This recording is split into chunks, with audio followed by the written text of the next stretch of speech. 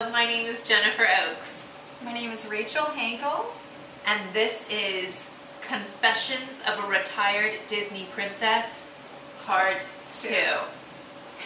Yay! We're back. And we're excited to give you what you asked for, which was, we had so many comments and questions, which I think we start by saying thank you. Thank you. Such an overwhelming response to this video. This was so impromptu, and we kind of talked about it before because we had so many questions about our experience. We said, let's make a video about it, and all of the positive responses. I feel so humbled and so thankful. Humbled and loved. And loved. Can we just send a virtual hug to each of you? Cosmic love to everyone, right? Hugging everyone. Thank you for watching. Thank you for commenting and liking. It felt so good, right? I liked those likes. Keep liking, right? Keep liking. So thank you so much. This video just did so much more than we ever imagined, so it was such a good feeling. You guys made this what it is. You guys are the reason we're doing part 2. This is turning into another Academy Award speech about thanking the fans. Can we just do a cheers? We like tea. Cheers. Cheers to Confessions Part 2. So nice. So good. What are you drinking? Oh no, I forget. Passion fruit, goji berry, and pomegranate. Green tea. Green tea. Mine's like a white tea. I feel energized and refreshed. Mango white tea in mine. Tropical. And it's important for your antioxidants because Princess Jasmine here is... I'm pregnant. I am 23 weeks. What is that, 5 or 6 months? Yes. Can I show you the belly? Please, please do. Because some of you are like, she looks heavier than she... I've been eating my ice cream. It's true. So this is the belly. Do you want to stick it out more? Your glow. She has the glow. Do you want to tell everyone about your pregnancy and what you're having and all that kind of fun stuff? I'm having a little girl. Ariana Jasmine Oakes will be the name. Jasmine after Princess Jasmine. We planned the pregnancy, so that was a blessing. Praise God, we didn't have to do fertility treatments and stuff like that. It's my first baby. Never been pregnant before. You're a mom. So we both have princesses. We're mommies to princesses. Isn't that fun? It's amazing. I thought she was going to have a boy the entire time. I thought I have all of my intuitions are usually spot on, but this one, I was wrong. But I am so excited. So I'm gonna get emotional already talking about. I know it's too early to get emotional because this girl wants to be a mother. I think I had started doing YouTube video blogs about my pregnancy, but I was nauseous. I was tired. I work 35 hours a week, so. And then I like to sleep a lot. So Instagram. People who follow me on Instagram they know. They're like, we know this. We know the news. We know. So Jenny here is pregnant, so we're excited about that. So what about you? What have you been up to since the last? But we filmed at the beginning of February. Yes, it was the beginning of February when we filmed. So it's now October 31st. Halloween. Happy Halloween, everyone. Something really exciting that happened for me through this video, Jennifer and I were contacted by this producer in New York, and they sent the email through YouTube, and I never even had an email through YouTube, so I didn't even know what this was. So I kind of dismissed it, and then Jennifer had asked me about it, and I said, I think I got something like that too. And we talked about it. So this producer in New York, studio360.org, they were doing a documentary series on American icons, and this one producer, the next season was about Disney parks, and they were looking for pretty much exactly what our first YouTube video was about, just the character perspective. So she had contacted us, and we did phone interviews. I chose to go forward with the process. So then they actually had someone come to my home and do the taping and everything, and it was it was so much fun. It was a lot of the questions and things that we talked about in the first video, and just more in depth with all of that. And it just recently streamed just a couple of weeks ago. And it was so fun to be a part of that, we'll put a link on the bottom so everyone can watch as well. It was so cool to be a part of that. It was about an hour-long show all about the Disney parks, and just my little part was very small, but I just felt so honored and humbled to be part of something so cool, that's something that was so near and dear to my heart. So it was a really cool experience. So that was so fun out of a YouTube video. Who would have thought someone, liked what they saw? So it was fun. Yes. Thank you, Studio 360. Shout out. Word, peace. Anyway, Yes. I'm like 30 now. I don't know if that's cool. Yes, to say that. I still do it. It's okay. It's okay. Okay, so we're going to, again, with Jennifer posted the video about that we're going to be doing the Confessions Part 2, and left the comments open to comment things about that you wanted to know more about, or if you had questions that we didn't answer in the first one. So we are going to do our best to answer those for you with this video. Excited. I'm excited so too. Excited. Okay. Just can't hide it. Hydrate. So we have a list of questions. Okay, we're going to go through the questions. Here, let me take some. Okay, why don't you go ahead first? Okay. Can you have moles but cover them up? And you should include more pictures of y'all as the characters in it. I wish that we took more photos of ourselves. We were just talking about this earlier. We were saying now with social media being so popular, and people are more, I think, communicating with their pictures and wanting to put them out there to connect with others and to share with others. And even just the medium to use. I didn't have a camera phone when I was doing this. I didn't have the digital photography. I feel like I would have taken more. Smartphones weren't big, and mind you, we're not princesses recently. I was 2004 to 09. I was 2007 to 2009. So again, everything we're saying, I mean, this might not be relevant at all. This is from our time when we were doing it, our experience. So we could be completely off on the up-to-date information we're giving you. So this is just from our time, again, 2007 to 2009. The moles.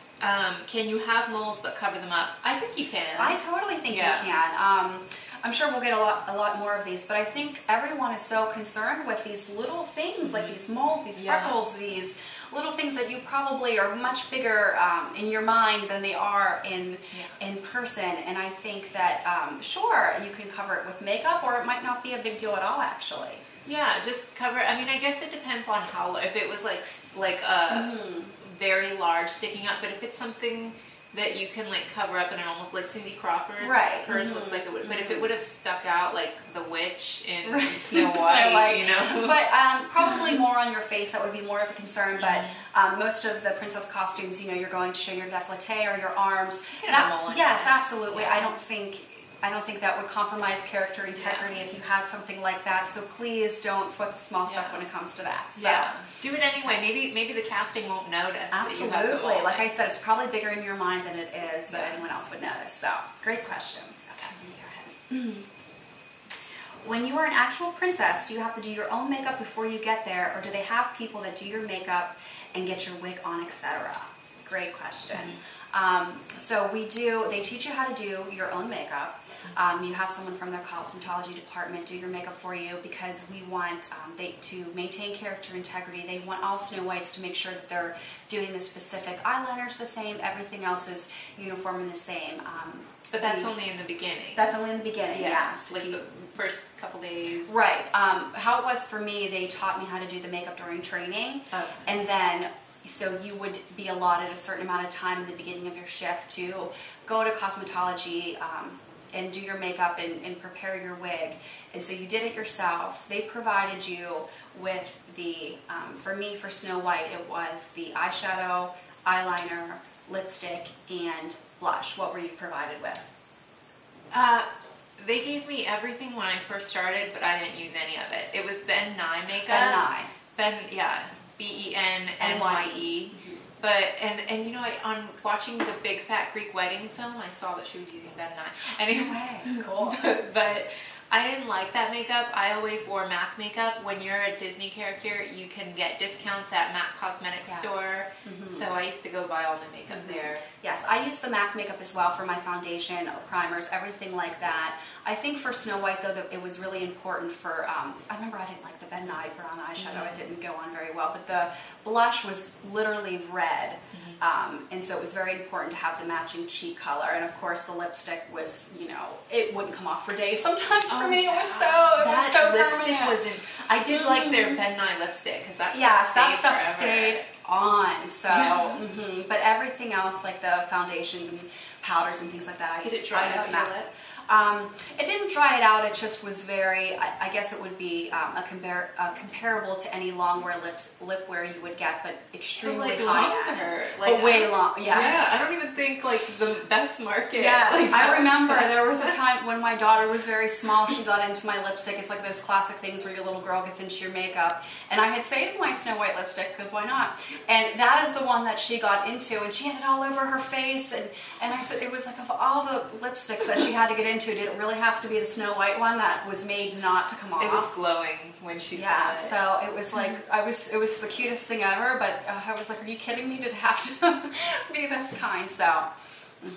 Now, I remember for breakfast at Epcot, the shift that I always worked was 7:30 to 6:30 p.m.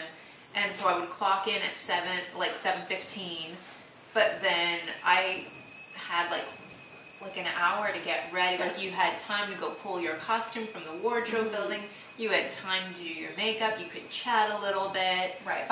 For me, by the time you clock in to when you actually had to be ready on set, I never felt rushed. No. As far as you get your basics first, and then you pull your costume, then you go into cosmetology, get ready. I never felt rushed or anything. But back to the question. I did my own makeup, and then you have to have someone through cosmetology kind of check you off, if you will, like make sure that you look the way they want you to before you kind of walk out of there. So you do it yourself, but someone approves you. They used to get mad at me because I would wear glitter on my face. I loved glitter, and they would be like, Jasmine does not have glitter. Whoever was on staff would have some funky, like an old lady 1960s accent or some, you know. So again, you might have this perfect way that you want to do your makeup that you know you look best in, but say you are wearing glitter and you're like, Jasmine looks great like this, but if maybe another Jasmine wasn't wearing that, then it's going to compromise that, you know, uniform character integrity that they're looking for. So I was bad with my glitter. Next question. As far as looks go, what would you say are common features they look for in the princesses? I would say, like I know with Snow White, what I think I have that stands out with her is large eyes, small nose, big smile. So I think that's something that photographs well that they're looking for. But again, I would say some people were very specific in their questions about, you know, just very specific about facial features. And I have to say, we talked about this earlier as well, where we were cast these parts, but maybe if we tried out today, we would not be cast. I think they look for people who have a similar look to what the current Jasmine, you know, Snow White, and whoever else you're looking for, whatever's going on right now, whatever's current right now. Maybe your look right now would be too ethnic, and they have. So I think it depends on what time you could try out, you know, now and not get the part, but then it could be 6 months later and they think you're perfect. So Too chubby. Let's not go there. I'm pregnant, okay? I like to eat right now. I will be working out after. what facial features do you think they're looking for Jasmine? Oh, for Jasmine, they like... one time I saw them cast a green-eyed girl, but she had ethnic features. So I think that they did try to get something in the eyes. If you had some kind of, like a stare, which I can have a stare, then they seemed to gravitate.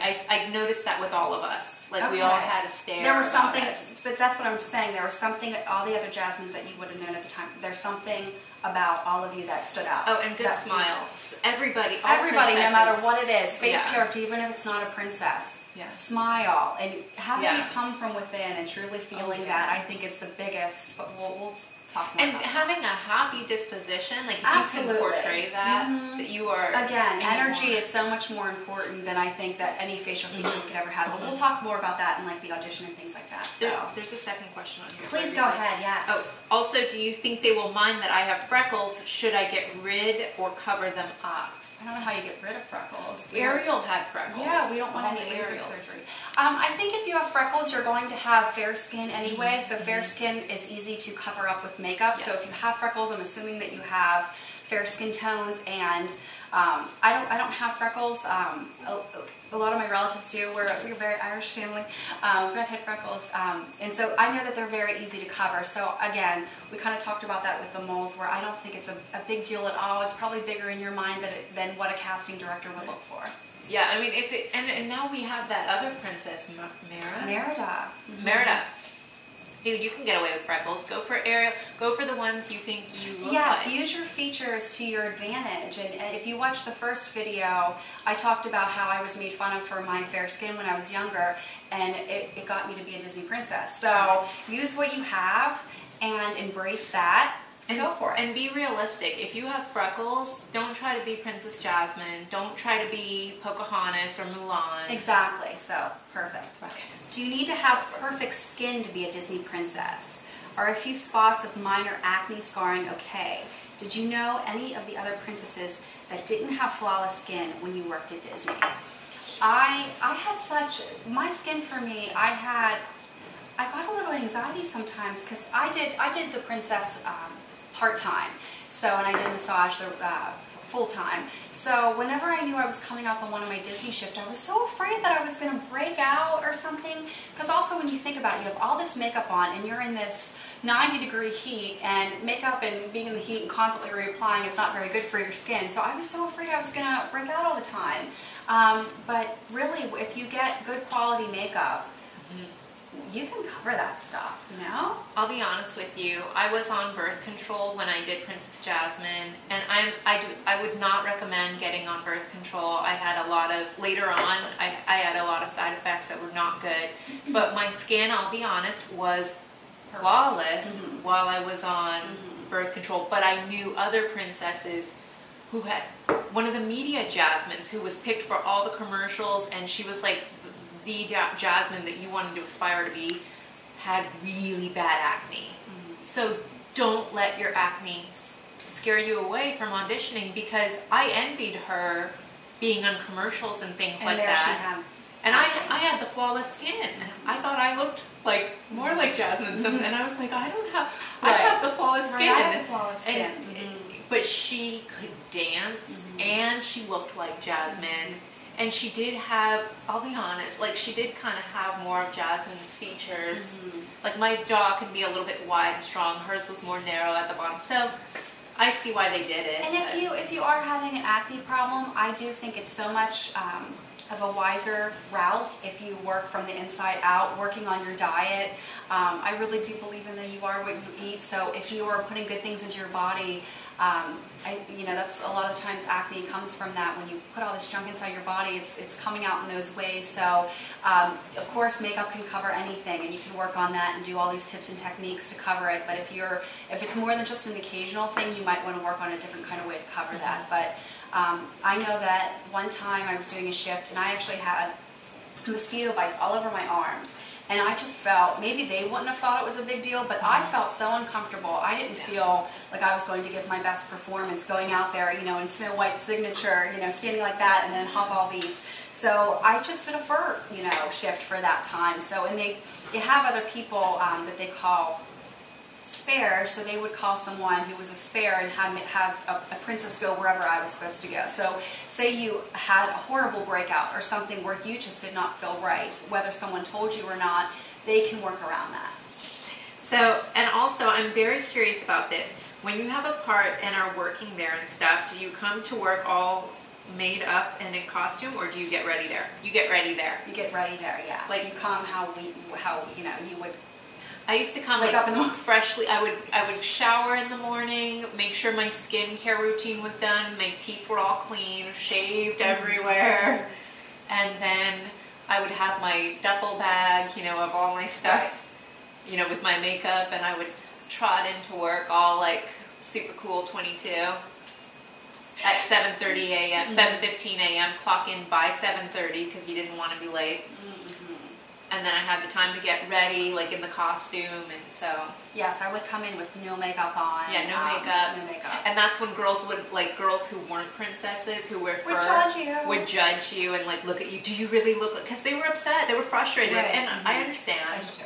So, but they were like trying to. Okay, you look okay without makeup, fine. You know, and then you would see them. Yes, yes. So you do get ready there. You do get ready there.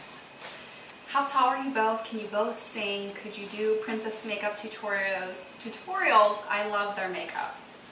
Okay, so these are kind of all, we're trying to categorize, but these are all kind of. How tall are we? Okay, I'm 5'9". 5'9" perfectly? 5'9" perfectly, yes. I'm 5'5" and a half. And whether Disney measured me higher or not, I've always been 5'5" and a half. Not quite 5'6".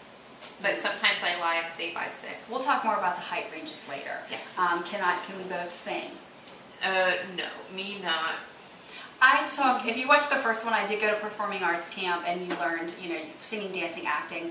And I feel at that time in my life where I was singing all the time, I could sing what you would say is correctly. I would know what pitches, I have tone, but it was never something of my strong suit of what I would choose to shine. Dancing was always my thing of those three things. Singing, so no. So yeah, no. Makeup tutorials. That's interesting.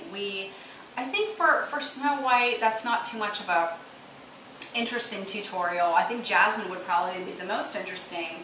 Snow White's very much close to day makeup, similar to what I'm wearing right now as far as the eye makeup goes, with just, you know, kind of natural with the eyeliner. Again, the rosy cheeks are a very big deal, and then of course the bright red lips, and of course I would make my eyebrows black. But there's a lot of princess YouTube videos. Maybe that they weren't necessarily the Disney princesses, but really good ones that I've seen. So I'm sure you can look online to kind of get inspiration if you're maybe trying to audition or whatnot, or just curious. Yeah, good Jasmine ones out there. So. Okay, good. I want to know who does the makeup for the princesses. I heard they do it themselves. Correct, spot on. Except for like at the very beginning when they train you how to do it. Yes. So. Yeah. Yay! So that's makeup. Okay, training. Okay, this girl kind of has a lot of questions that might be in different categories, but I remember this girl. I commented on her. Princess makeup tutorials that may help with auditions. Also very curious to know about how many auditions on average it might take to get a role, or if the majority get picked their first time. I know that you also said you were shy. Was that difficult in all of the parks, or was that just when you were younger? Did you feel confident at the end of training? I just moved to Orlando for the performing opportunities, so I'm super curious. Sorry for tons of questions. This girl, I don't know what her real name is, but it's Shell Bells XOXO. And I remember I would periodically go back to Jennifer's video just to read some of the comments to see what you guys were saying. And I saw this girl's picture and I just wanted to tell her, I felt led to say, you just have the look. Because I think sometimes, again, people get so specific on wanting to know what they're looking for. But I think when you see someone, and maybe it's that sparkle in their eye or just that special something, this girl had it. So I think okay, these are a lot of questions. We'll talk about with the training. Did you feel more comfortable or more confident at the end of training?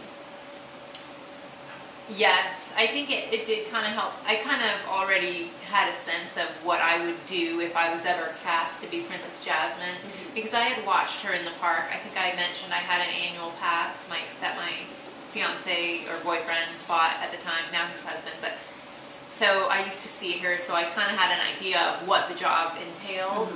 But when they train you, yeah, because as we'll go over, this is the training. Oh, yes. We have a nostalgic little thing Jennifer picked up for us. Character core training guide. How fun! This was the book they gave. So this was the book that they gave you at the beginning of the training. My answer to her question, excuse me, I agree with you, Jennifer, where I was more confident doing the princess role because I think that's just so much my personality, and sometimes I just felt like I was myself, but a little bit more exaggerated. I was more nervous during the fur training. Were you? Yes. Because I felt like I didn't know those characters, and some, you know, mostly I was Pluto because I was the Pluto height, so that was fun. But I think the when you go through the initial training with the fur, that was more intimidating for me. By the time we got to the face roll training, I was very confident and I felt good, and it was more fun. We just, you know, watched the movie a lot, and with that booklet we just showed you, it's so specific on their character mannerisms and everything you need to know. They make you feel so comfortable, and they take such care of you and love and just really embrace any vulnerability you may feel about that. So I felt very confident after training. So this is from King Snarf about a month ago. As Jasmine, did you have to familiarize yourself with the various spin-off media in case someone asked? Yes, I watched and bought all 3 of the DVDs, and I learned the characters' names from the other DVDs in case any children were to ask me about like Razul or somebody crazy like that, or I wanted to know the backstory on Aladdin's father, how he was never there, and how he was a thief, and you know, the mother, and you know, so he had a sad story. Straight rat. I would feel that I can't imagine it was a very small percentage that kids would actually go into the plot lines of these sequels or whatnot. But I feel the more you understood it, it's almost like the, you know, when you're an actor and you're learning your character, whether or not you are displaying these things that you learn, it helps you become them. Is that what you felt? Oh yeah, because when you know everything about them, it's like, oh yeah, you get them. My father-in-law is named XYZ. Yes, yeah. So it might not be specific things that they're asking you and you're going to answer, although that may happen, so you're prepared, but more so you just become her even more. Like you know your family history. Yes. Just like you would with any character that you're trying to become. And also it says Snow White just had the 1 movie, but Jasmine had the movie, 2 direct sequels. Oh, okay, yeah. And the animated series. I didn't watch the animated series. I didn't go that far. Yes. And I think anything with, we were talking about this earlier, if there was a specific thing that they asked you that you truly didn't know the answer to about your movie or whatnot, I think she asked me what I would say, and I would just, oh, thank you so much for watching my movie, you know, and just kind of play it off like that if you truly didn't know. But with Snow White, the story is so classic and it's simplistic and beautiful, so I don't think there's anything that I wouldn't know the answer to. But with someone like the Pocahontas or Jasmine, who has those spin-offs and those sequels, you might have a lot more questions. Oh, is it your turn? Did you get a packet of information about your character, like a biography? What was character training like? Do you want to bust out that thing? Or yeah, I'll read it across. I don't think we should. Oh well, I won't read it, but okay. I did. This was the face roll training manual. Oh wait, we aren't going to show anything in it. We won't read anything in it, but we did get packets of character profiles. So yeah, it's just very specific details, and I think when you're working one-on-one with a trainer, everything makes sense to you, everything sounds right, but then when you're by yourself, you're like, wait, what did they just say? Because I think, you know, maybe you're a little bit nervous, or I know I was, learning all these things because you feel a little bit overwhelmed and trying to know the knowledge. So I think the training manual really helped you by, you know, spelling it out for you and everything that you would need to know. Yeah, and you could refer back to it and be like, okay, it's said, you know. Yes. Yeah. I know that you went through some training to become Jasmine, but did you get any training for the fur characters? Also, did you meet any celebrities while you worked there? Okay, first, to answer your first question, training for the fur characters, yes. You cannot go, well, except for Cinderella's, some of them... They would still do the training, though. Yeah, okay. Even if... They just never had to do it. Yeah, even if you never had to do a first shift, you're going to be trained in that first, because those are the core character basics, the things that you need to know no matter who you're being at any time. There are certain basic things that you need to know, so that's why you go through fur first. So even if you never have a first shift ever again, you are going to do that first. Definitely. And that was very difficult, I will tell you that. It was sweaty and hot in there. And people would be like, oh, they've got AC in there, don't feel bad for them. And it was like, where's my electrical plug outlet so I can plug it in? No, I don't have an AC unit in my outfit. in my little fur head. Yeah, so once again, I'm here on vacation. I'm going to Walt Disney World with my family, and everyone that we're going to meet, I say every time, when we're done having, you know, our meet and greet, I say, thank you for your time today. Because I know that I would appreciate people saying that, because it's very challenging in there, and it's very uncomfortable, and you're trying to push aside your personal comfort for another person's enjoyment and their experience. So you would change your basics through each set. I mean, I applaud the fur characters. I think they're awesome. I think because it was so sweaty. So like when you would take off the fur costume, you had clothes underneath that, you know, because you weren't going to be naked underneath of Pluto's skin. You know, you had like. Yeah, and you did have to change those clothes. Yeah, you changed each time. So what did we do? Did we go to the bathroom? Where did we change? Seriously, I don't know. Yeah. So, but fur characters, yeah. So you do go through that training first. And also, did you meet any celebrities? The celebrities always seemed to skip me. Like I remember, and he's not really a good example of a celebrity, but Hugh Hefner. I remember he came to Epcot with his bunnies. And they were like meeting the princesses, and I would hear through the walkie-talkies, oh, he just met Snow White or Aurora in France, and it was like, why did he skip me? Maybe they didn't want to see you, Jasmine. I don't know. But the one who sticks out to me the most, and Daddy Yankee, if anybody knows of Hispanic pop music, he's big in the Latin community, and so he was there, and that made a scene. I remember Mariah Carey being there. So yeah, Britney Spears came to Disney, but that was even. Well, anyway, but the one who I actually saw, John Stamos is the one who, shout out to John Stamos. John Stamos, you go to Disney so much. I want to say like every year. John Stamos is an avid Disney goer. He knows how to do Disney. I mean.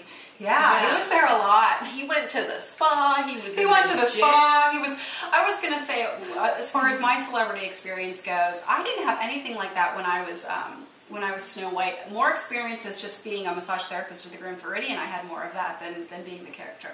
But John Stamos, one time I was Jasmine, and and he used to like do the Christmas candlelight processional reading of the nativity story of the birth of Jesus, and. So it was that time of year, Christmas time, and he was incognito with, I want to say, maybe it was his niece or sister or somebody. He was with the family members, and he was trying not to be noticed, dressed totally down and scruffy. Shout out to you, John Stamos. Oh, John Stamos. I wanted you to come in my line, but you stood from afar and watched. And I didn't shout your name. I wanted to, but you don't. Uncle Jesse! Yeah, I didn't say Uncle Jesse. I was just like, like trying to be like, please come, but he didn't. He just like I think if he would have come closer to me, people might have recognized him. So he stayed kind of where the focus was more on the characters, right. And he didn't take any limelight. Yeah. So we love you, Uncle Jesse. John Stamos. Rachel's single. I am. Still waiting for my happily ever after. Maybe me and John Stamos can. Yeah, I work it out. Aren't you single? You're not dating anyone. Anyway, next category. Okay. Day in the life of a Disney princess. What was the process of getting transformed into your character? Wow. Okay, so I would wake up like early in the morning. I think I would leave the house early at because I lived kind of far by UCF, which is like an hour away. 45 minutes to an hour. So I remember getting up at like 6:30. I would get to work around 6:15 or 7:15. Clock in around that time. I had to be at work by 7:30.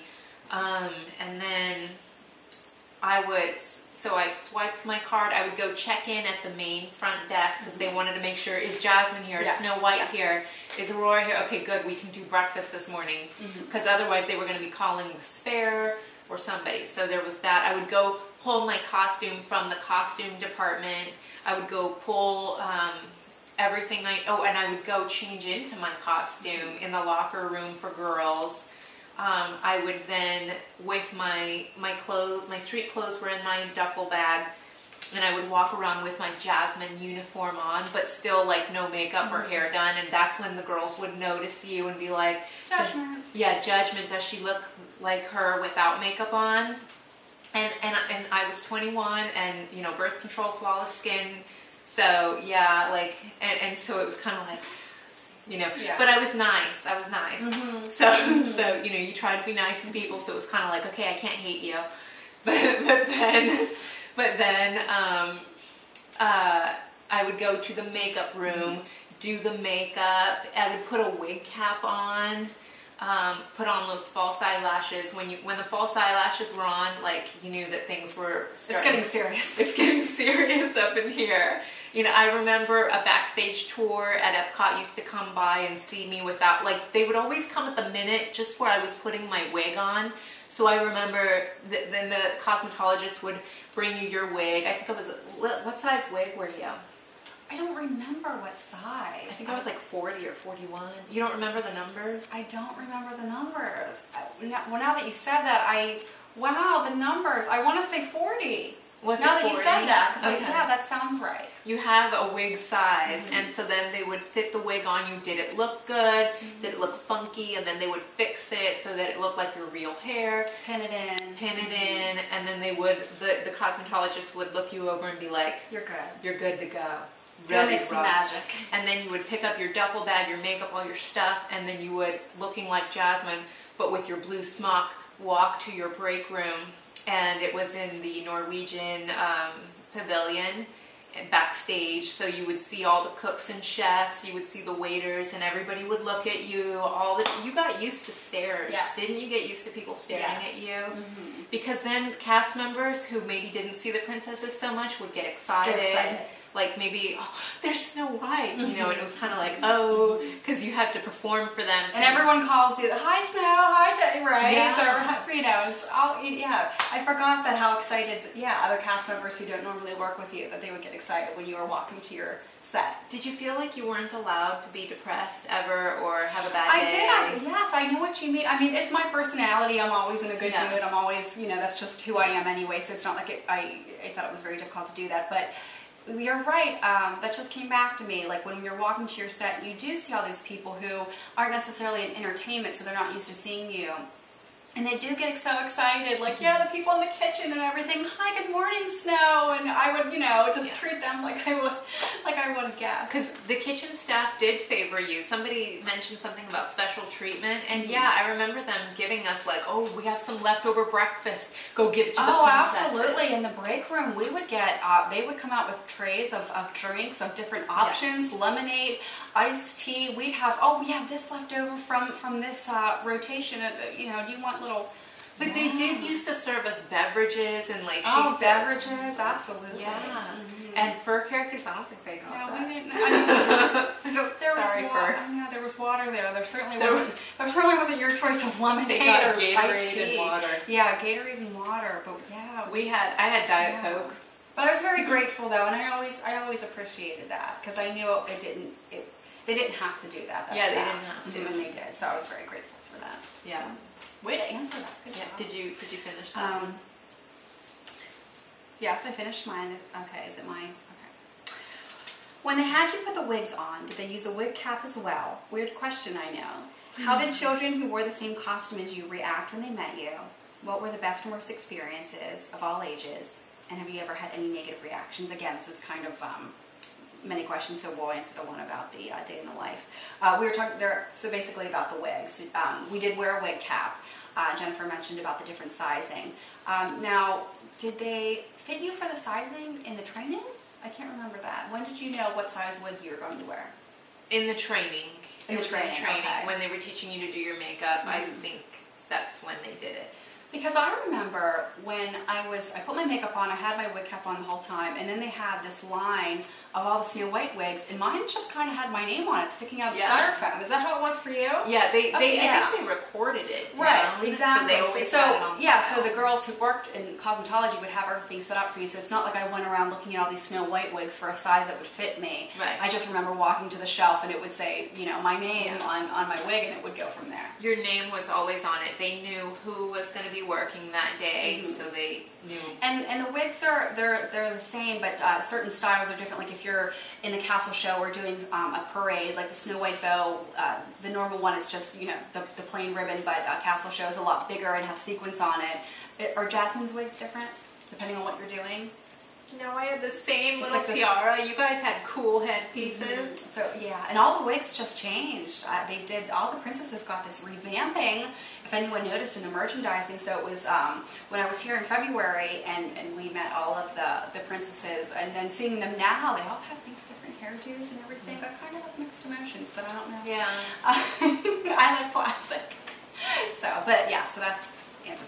What happened if you felt sick or really needed to go to the bathroom while greeting guests? This is the one that got so many likes. I thought that was so funny. Now, if I felt sick, which I guess I was sick. Sometimes I had the sniffles, but you just worked through it. Because they didn't like you calling in at Disney. They were like, we don't care. As long as you're not throwing up, which they would call a spare. If you felt really sick and you wanted to go home, there was always a spare Jasmine hanging out, or a spare. I think Minnie Mouse came and stood in for one of the princesses one time, but they put her in a princess dress, which the guests still weren't very happy. They were like, Minnie, we wanted. Well, right. If it's like something, if it's a meet and greet, it's not a big deal, I don't think. But if it's something that a character dining where you're paying for that experience, you're going to see all of the girls, so you want to see them. But yes, they will always put someone else in. Yeah. I think for me, as far as going to the bathroom or anything or getting sick, again, depending on what set you're doing or what kind of rotation you're doing, I want to say a meet and greet, like 40 minutes on, 20 minutes off. Yeah. So really in 40 minutes, like nothing extreme. You can hold it. Yeah, nothing extreme is going to happen to me where I feel, now if something did happen out of nowhere, I had no idea, again, this didn't happen, but say I was going to feel sick and I knew it was happening, I would, if I was with a greeter, I would probably tell my greeter, so then she could say, oh, Snow White had to go check on her gooseberry pie, say something like that, so you would just exit, and then you just exit gracefully, and the greeter or whomever you're with will cover for you in whatever way possible, and then find out what's wrong, and then go from there. So, but like she said, you had 20 minutes break time, 40 minutes greeting on set with the guests. So in that 20 minutes, you go to the bathroom before you go out on set. Purpose of the break. So so I think, not that you would get in trouble if you had to leave, but if it was something for like going to the bathroom, it would kind of be like, why didn't you do that in 20 minutes of break time? But I don't remember anyone ever having something extreme happen.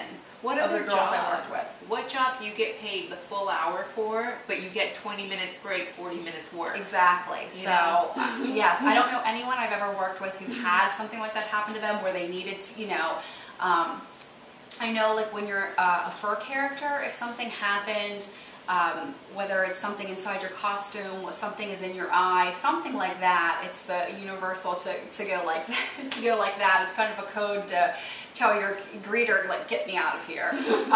So, yeah, but I would just, again, if you're going to exit gracefully.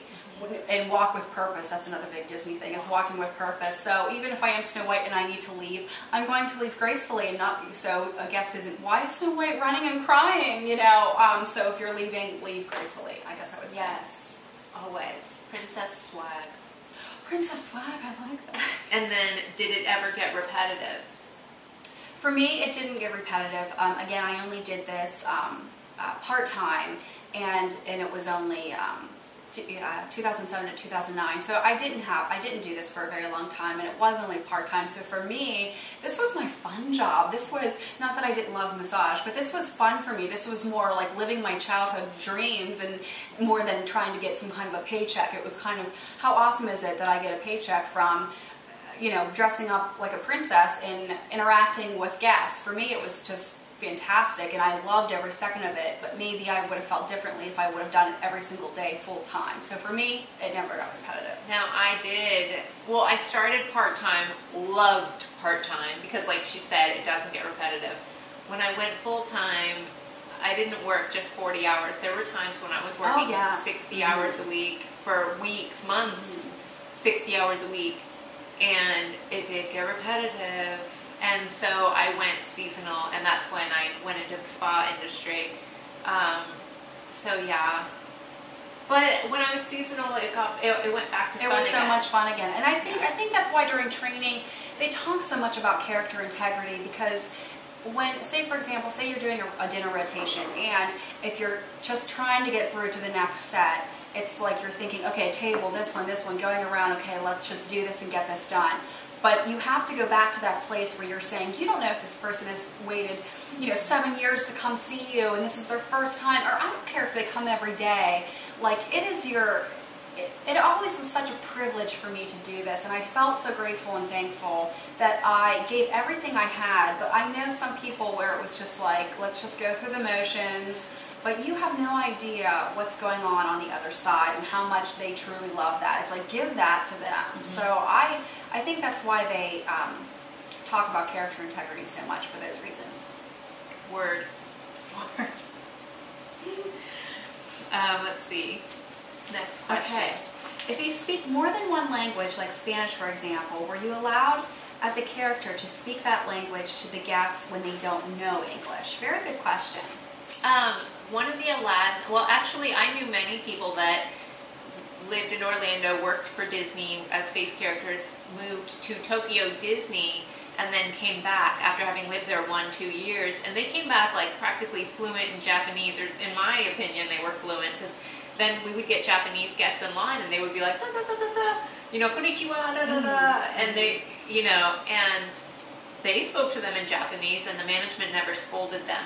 But we did have to be careful, because I think it was considered unfair. Like, we never got in trouble, but I think they preferred that you stick with English so that it was kind of fair to everybody. I mean, I'll be honest, I did what I did because I didn't want to show, if I spoke Spanish, I think it would have been obvious, oh, she's not from Agrabah, she's really, Hispanic. And you didn't want to show that you were Hispanic, you wanted it to come off as Arabic. And so if I did come across Spanish speakers, I would talk very quiet to the little girls. Like, I would be like, oh, ¿cómo estás? But undertones to where the guests in line might not be able to hear me. Oh, ¿te gusta esa Cinderella? Oh, okay. Like stuff like that. I didn't want, yeah. Like you said, I think it's something that you can get away with, but I don't think you would ever be encouraged to do that, only because why, again, you are this character. Why would Snow White know Spanish? Right. She wouldn't. It's not Rachel knowing Spanish, it's Snow White knowing Spanish. So that doesn't make sense. And again, too, so say you're even getting in your, Snow White's from Germany. So if I'm, okay, then I know German, so I'm allowed to speak that way. But what if Snow White over here doesn't? And then, so it's not very consistent, so I don't think you would ever be encouraged to do that. I think it makes it more convenient for you. Yeah. Where when someone's just only when they're speaking to their children, whether it's a camera problem, something, you understand what the problem is and you understand what they're saying. So I think it works better for you, and then you can nonverbal communication in a way to have that guest interaction with them. But I don't think you would ever be encouraged to speak another language. We weren't encouraged. They didn't scold us. I didn't get written up because I spoke to somebody in Spanish, but it was kind of like, be careful. Be careful. Yeah. Did you ever have anything scary happen to you while you were dressed up as a princess? Nothing comes to mind for me. I always felt safe, but I mean, you had I think that Aladdin would yell at a guy if he ever said anything sexual in nature. So I felt protected that way. Oh, well, I guess it's Pocahontas, being alone sometimes, because she was kind of that Animal Kingdom, very alone in the back in Rafiki's Planet Watch, and I had a short skirt on, and I had a little figure, so, and I remember men, it was more the sexual stuff for me. Back in the day, they would have the characters just walk around in the park, and I think maybe it was because of things like that where they needed the greeters then and have it to be a little bit more organized. And so, I think for me, nothing comes to mind of anything like that happening, but again, you feel protected because if you're, you have your character greeter, and they are essentially your voice, so you can maintain a character. If someone were inappropriate, if anything happened, they're going to be your backup. They're going to protect you, whether you need to leave the set, whether it's someone who just needs to be dismissed, no matter whatever would happen, I think that they're the ones who have you. one time, and this isn't really scary, but somebody called me a savage when I was Pocahontas, and I got angry. I was like, "Who's calling me a savage? I'm not a savage." Like, but you don't say that, you don't show that. I just smiled through it, and you know, for all that person knows, they probably think it rolled off my back, but I was ready to go punch your lights out. But that's a very that's good not point. Disney. That's not Disney. I like what you said, though. I think no matter what, if someone were to say something inappropriate to you, it's kind of like, can I get to them? Can I get them to break character? Can I get them upset? And so again, no matter what anyone would say, it's like you're in your own world. So I'm still Snow White, even if you say anything, and then my breeder will take care of it, or someone else will take care of it. But you're not. I would. Again, yeah, if someone said something, I think you just continue to do your thing. Right. Okay. I guess. Oh, yes, okay, yes, because I have all this answers. Hey Jennifer, I saw the part 1 video and loved it. I got out pictures from my 2007 trip, and I think I have one of me and Rachel, if she was there the same time you were. Kind of neat. I think it would be great if you could talk about the training you had to go through and the process it took to get ready every day. Which we've kind of talked about. We've kind of talked about that. Who is this? I want to say, bravo girl. Thank you. Thank you for the sweet comment. And bravo if girl. you have that picture, please send it to us. Instagram. Yeah, I want to see that. If you find it, us. please tag us. I want to see it. I don't have Twitter. Oh, okay. I don't have Twitter, but I'm new to Instagram, so you can. No ordinary mama. Yeah, and we'll put that information at the So if you have that picture, please, I would love to see it, because like we said before, I don't have a lot of pictures. I wish I did. So if you have that, please, I would love to see it. Yes. I would love to know any not so nice aspects of the job, any uncomfortable, awkward experiences or situations you were put in. So any not nice aspects. I would say for me, I don't know if this is what they're talking about. More of, it's not always as glamorous as you think it is. Because again, if you just listen to the shift that Jennifer was talking about, and then what time we get started to what time we end, and again, you're on full performance when you're out there. And it can be exhausting, and again, say, this is Florida, so it's not, it's high temperatures, and you're trying to be beautiful, but you have, it's sweaty, and like, Snow White has 7 pieces of clothing, like all these things, and you're tucked and pulled, and all this stuff, so it's not as glamorous as it may appear at all times. Yeah, and I also said, like, about being called a savage, and then this, I guess there's some other inappropriate things that have been said that I won't say just in case there's kids watching, but people, that guests might have said, and so that was only in Pocahontas. For some reason, it was only in her. I didn't have Aladdin with me. I think, like, having Aladdin next to me, or maybe there was more respect for the Jasmine. Because I would think Jasmine is the sexiest, if you will. Yeah. So maybe I would think if those comments were going to go to anyone, it might be Jasmine. But maybe you're right, because Aladdin was with you. They thought they could get away with it with Pocahontas because it was just... With Pocahontas, I think it was the short skirt, and it was really tight, and I had, like, really long hair. Jasmine's hair wasn't very attractive. I was told that. I had someone tell me that it was a dad, actually, and he was like, I don't really like Snow White. Belle's my favorite. It was just awkward. Like, why would a dad tell you that? I don't remember what my response was. I just, she's my dear friend, Yeah. I mean, what do you say to that? So again, just came, because I think I asked him. I think it was like everyone was getting a family picture, and I asked, may I take your arm, and it was, I don't like Snow White. Belle's my favorite. Like, I'm a jerk. Like, poor wife. Like, I know. Why do you care about the Disney princesses? But Belle was a favorite. Like, Belle was a favorite. I used to ask Aladdin backstage, like all of the Aladdins that I worked with, who's your favorite princess? Jasmine. Wanting them to say Jasmine because that's who I was dressed as that day, and they were like, Belle. I was always Belle. Everyone loves Belle. I think I had issues with Belle because it was always like the three original princesses you would see everywhere: Cinderella, Sleeping Beauty, and Snow White. And then once Belle came along, everyone loved Belle. And don't get me wrong, I love Belle, but she kind of replaced Snow White in a lot of merchandise. She wasn't even a princess. I know. She wasn't. When did she have a tiara? Yeah, we're not going to go. Jasmine was Princess Jasmine. Belle was just a girl from the village. Princess, yeah. So, but we're not going to get there. But yeah, guys liked Belle. I think if there was a favorite, guys liked Belle. Answer us, do they? Guys, tell us. Who's your favorite? Who's your? This is so not part of what we're talking about, but who is your favorite prince? My favorite prince was Prince Philip, the one who fought the dragon from Princess Aurora. He was hot. Prince Philip, my sister and I. For a cartoon. Today we were at Akershus, the Princess Diana experience in Epcot. And when Princess Aurora came around, when she left, and I said, please send Philip our love. And she goes, oh, I will. And my sister and I just giggled. We love Prince Philip. Like, that's who I want to end up happily ever after with. John Stamos, I'm still available, but I mean, Prince Philip. It's just that, I don't Fictional know. characters are more stimulating to me. Do you remember when Aladdin, like, he scratched his head? Like, I always And thought the he had bugs fleas. came out. Yeah, it Yeah. was kind of like, you know, like. And Prince Charming, he was a little bit too, like, not saying regal is bad, but it was a little too much. A little too feminine. I need more. I need more. He's more of a beta male. I need more of an alpha male. What about and Prince like, Eric? Prince Eric, I do a lot. Yeah, I do like Prince Eric, but you know, I mean, he plays the flute. Where's V-neck? I don't know about that. But Prince. He plays the flute and he wears the V-neck. He's waiting for the right one. I mean, come on. Let's be real here. But Prince Philip, he's a man who knows what he wants. He's so handsome. He fights for her. It's just it's the best story. It's the classic story. She was my favorite always, and he was my favorite prince. So, but I never asked you that. So it's interesting that we have the same.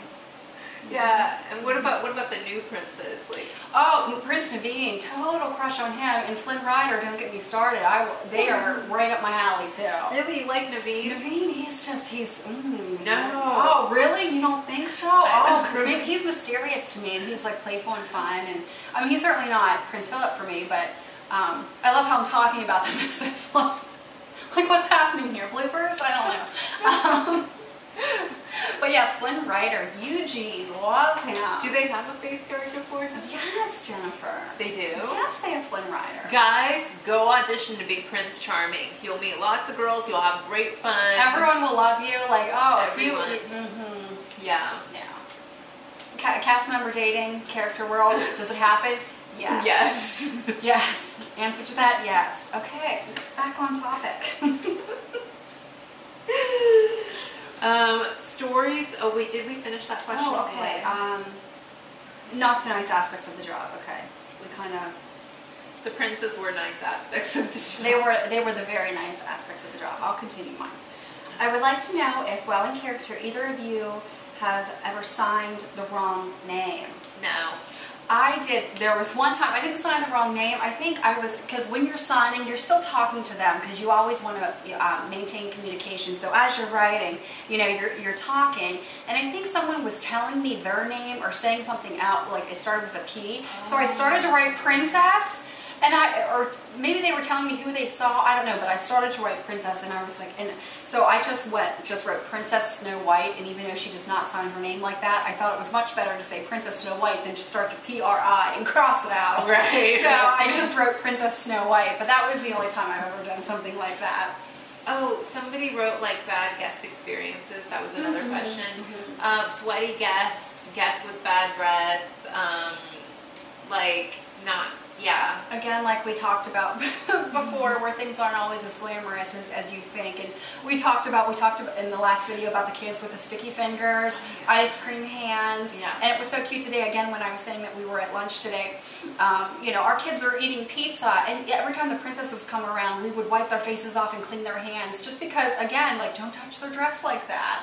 I mean, I would never have, but you don't have parents who always clean their children. They were okay letting you. And they're eating their food where the kids are, you know, wiping their hands on you know, and you're just like, oh great, now I have spaghetti on. So there's syrup on my outfit. There's syrup on my outfit now. So things like that, and again, like people, they're hugging you and they're really sweaty. They're sweaty. Like you can't help but be sweaty at a theme park. Yeah, it's not even it's not judgment, no judgment. It's when they smother you with their and sweat. Smother you and embrace the hug, and of course I'm going to embrace back, but it's not the most pleasant. Yeah. Next question. Stories of guest interactions that stuck with you, bad or good. And I think I touched on the savage one. I think I touched on sweaty guest. What else? Were there any that you can think of? No, nothing. Not that we haven't already touched on. There was once a man from Louisiana who I think was speaking Creole to me. Like, I think he had like 2 teeth. And it was a funny story because I didn't understand what he was saying. He was like, and it was kind of like the Aladdin and I think we looked at each other like, is he for real? Like, is this a joke? But that's really how we talk. I think that's interesting because it makes me think about, I can hear someone asking this question, what do you do if someone is speaking a language you don't know or talking to you in a way that you don't understand? What do you do? Because you can't answer their questions. And again, like, it's like you're in your own world. You talk to them, oh, isn't it a lovely day? You know, I'm so happy to see you. I love to make new friends. You just continue on, even if it has nothing to do with what they're saying. You can still talk, you can still be you. Right. Maybe talk about what things you can get in trouble for at the park, since you said in your last video that you can get in trouble all the time. What were some things that you could have done that would have been shame, get in trouble written up? Something that I can think of is you have to be in character at all times. So that even includes, say that it's a very slow day and you have no one in your line. You don't know who's watching you. So the stage is all around. Someone may be looking at you that you can't see them, but they can see you. So you have to be, in your character at all times, even if it doesn't look like you need to be, and you're not just waiting around for a guest. And even if you're talking to your greeter and you need to tell them something, you're going to speak in your character voice. You're going to still, talk the way you would talk as if there was a guest in front of you. She wouldn't just drop her act and be I wouldn't drop my act and then just like be Rachel. Right. So I think that's something that they would take very seriously because they have people all the time watching you that are part of the company that are watching for those things because they do want to maintain character integrity, and you can't slack off, and they have character managers and everyone. You can't just, you get the parts, so you do whatever you want. So you do have to take it very seriously and maintain that integrity. Because there's some people that are like, ooh, I'm going to get that job, and then I'm going to be the crazy one. Right, yes, exactly, and say whatever you want, and things like that. So, or if you see someone you can't, you still treat them the way that you would treat anyone else, and you can't, talk in your normal voice or say things you wouldn't normally say. Right. What was a typical shift like for you? What was your favorite part of the job, and what was the most challenging aspect? So what was your favorite part of the job? My favorite part of the job was the guest interaction, mostly, of course, with the children. That special moment that you create.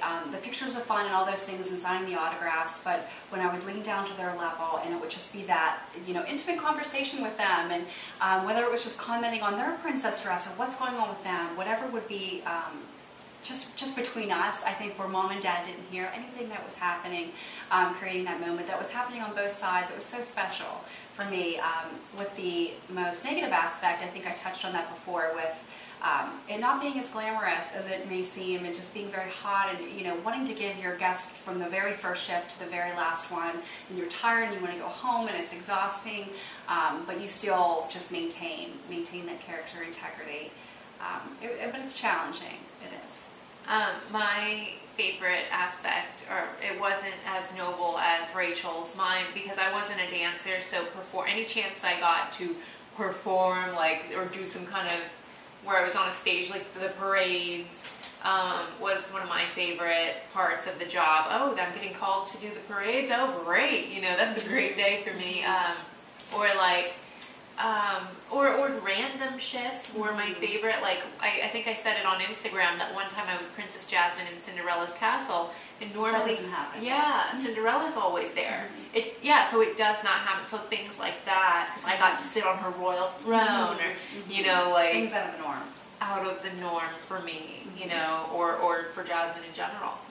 So most challenging aspect for me, I think, was dealing with some of the girls backstage. Some of them they almost wanted to make me cry, some of them, because I think there was insecurity on their side, like if you got the shift or the bid that they wanted or something. Girls that I didn't even know, but if they saw you and you looked a certain way, I don't know. I remember one Aladdin defending me, being like, she's a sweet girl, why are you even talking smack? Yeah. And so I was like, thank you for that. But, people have their, there's pettiness. But what can you do? Yeah, and you're like, I'm married. I'm like, this isn't my life. Like, I have a life outside. Yeah, and I don't have time for this. But I think maybe they did. Maybe they're still in that high school. Right, where it's like, that's, yes. Mm-hmm. It was an old soul. I don't know. Maybe. Okay. On to, let's do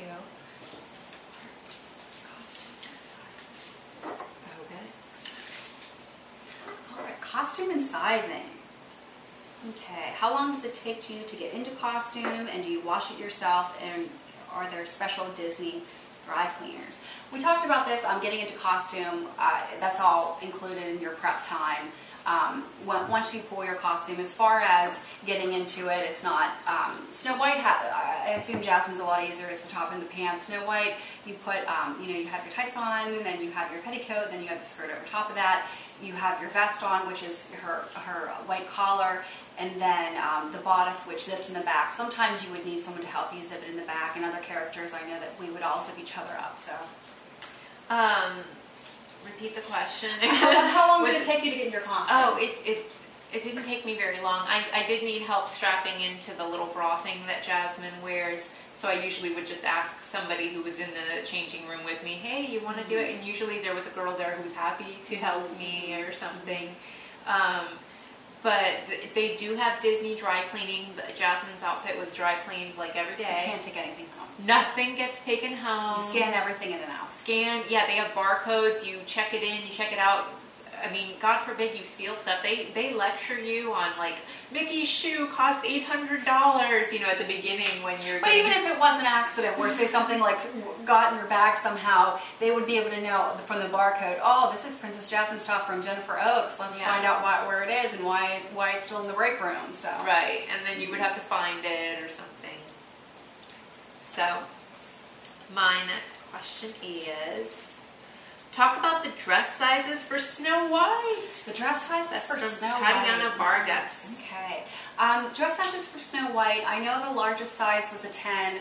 I want to say the smallest size was a 2. Snow White, in my opinion, is a very easy range of sizes, meaning you could be very petite, and I think it's one of the largest sizes that you can be.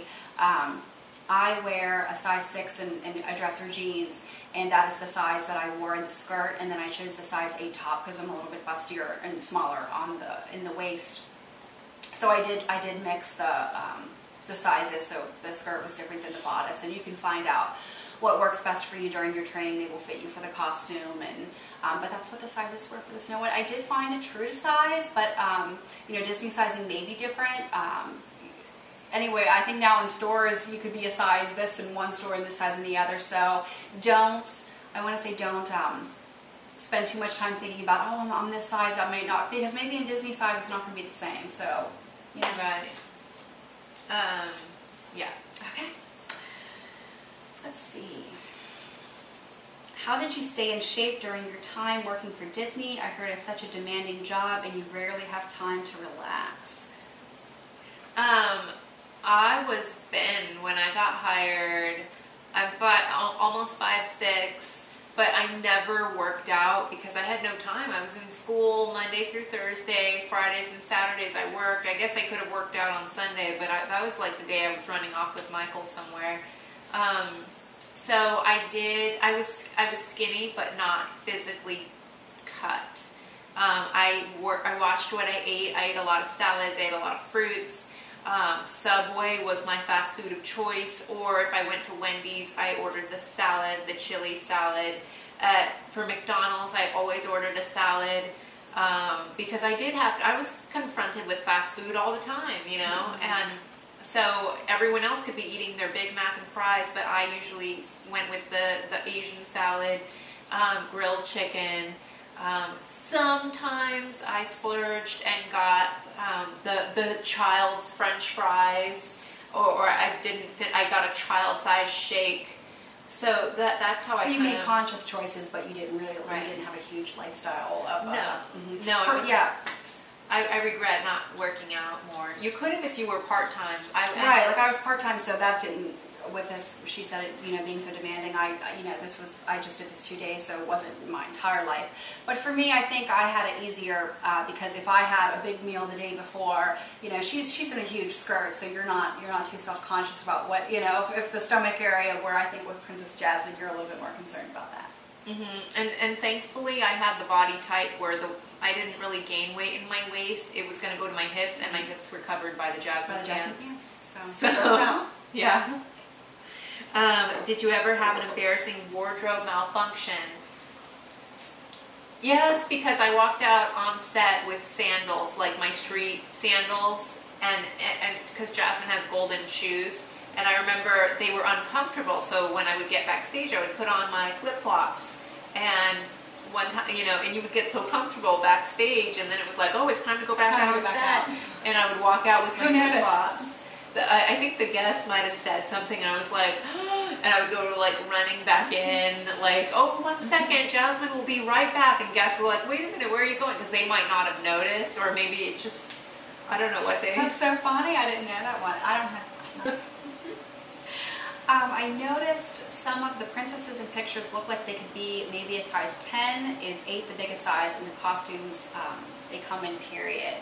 Once again, sometimes pictures are deceiving, and Disney sizing may be different than what a street size may be. So, yeah, nothing, I don't think anything would ever come in larger than a 10, as far as I know, and what I remember from the time that I was there. Yeah. And mind you, we were saying earlier, some girls had been princesses since they were young, and as they got older, maybe they didn't get disapproved for one reason or the other. So they might just be a little older. Yes, I think that's, yeah, we did talk about that, where say someone was a Jasmine, and she's been there for, 5 years, and she's gained weight, and maybe if that same girl at the time tried out, wouldn't get it because of her silhouette, but because she's been there, like, no one really took notice, right. If that makes sense. Yes, exactly, and I did see that with some of the girls. So, I mean, you didn't want to go overboard, but you could push the line a little bit. Did you ever see any girls with big noses get cast as princesses, like long French noses with a bump in the middle? That was from River Song 2 months ago. River Song. Did I ever see girls with big noses get cast as princesses? No, because they would not, even, they could be gorgeous girls with big noses. Like somebody I'm thinking of is Ashley Simpson, Jessica Simpson's sister. Beautiful girl, had a big nose. But she's not going to be Cinderella. But she's not going to be Cinderella, because Cinderella didn't look like that. But now they have the ugly stepsisters. Yes, that maybe can have different features. Which is sad, because they're not really ugly. They're not at all, but yeah. So but it does give girls a chance to do that. But also, I was going to say, some people think that if they have, say if you do have a larger nose, that, oh, I'll never be a princess. There are so many face character roles that don't involve being a princess, that you can be in parades, and so many fun things to do, and maybe some of the fairies, might be more accepted if you had. I'm not too sure with the fairy world, but you get don't lose hope. You get a fat suit, so you don't have to be fat to be Merryweather. I had to wear a fat suit once when I was a fairy in a parade. I was meaning like fairies, like Tinkerbell. Oh, my bad, sorry. Like in Fawn and Iridescent and those girls. I wasn't meaning. That's so cute. I was thinking Sleeping Beauty. I was, like Tinkerbell and those girls and her little fairy friends. I was thinking maybe with that. But so if you do have a distinctive facial feature that you're concerned about that maybe doesn't look like a Disney princess, there are still face roles and opportunities for you, so try. But the ugly stepsisters, they also are made to look more ugly. Like, you would do your makeup bad. You would absolutely. Act ugly. Yes. You would have a mean personality. Make faces that make your facial features look weird. So some of the girls are beautiful, but make funny. But if you see a picture of them, you might not think that. Every place I look says the dress sizes go up to 10, but they run small. Do you happen to know the bust, waist, and hip measurements of the smallest and largest sizes? If you do not know, someone else I could ask for a place where those things are listed. Thank you. I mean, we kind of already touched on that. Like, all I can say again is from my experience, where I'm a size 6 and I fit in the range. And there are so many. I think that they give you a range where it's not so specific. And I don't really know my measurements, so I can't give you that. But I think that if you're ranging from a 2 to a 10. You're going to be okay. Yeah. Yeah, you just want to look healthy. If you look overweight, you're probably not going to fit in the costumes. If you look like an average to normal, healthy weight, you're going to be fine. Good answer. Did you get to take the costume home? No. How long did it normally take to get ready? Sorry, so many questions. How long did it take to get ready? It took me I would grab my costume, It took like 5 minutes because you knew where it was, and then to change it would take me like 7 minutes. It's like, you know, give yourself a good 15 minutes just in case if you want to go slow. You know, and then makeup and hair, that's a whole separate thing. But the costume itself, 15 minutes. Long. Please go ahead. This is from Natalie Nuzzo 2 months ago. Were the costumes hot? Was Snow White's costume hot? Snow White's costume was hot. Like again, I said about the petticoat and skirt, and then the vest, and then the bodice, and then the cape, and then the wig. It's a lot of pieces. So yes, it was. When I went to Orlando, it was blazing hot in a pair of shorts and a t-shirt. I can't imagine how hot it would be in a costume. I felt bad for Mulan.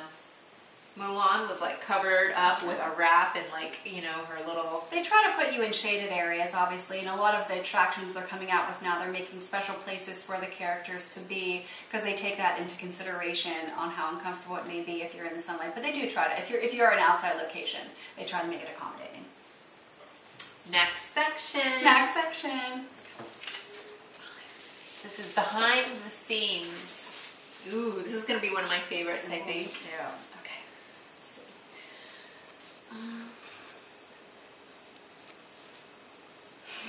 see. What is this? Can you include the parts you cut out in part 1? Seems like interesting topics. Can you please tell the Sven story? Sven.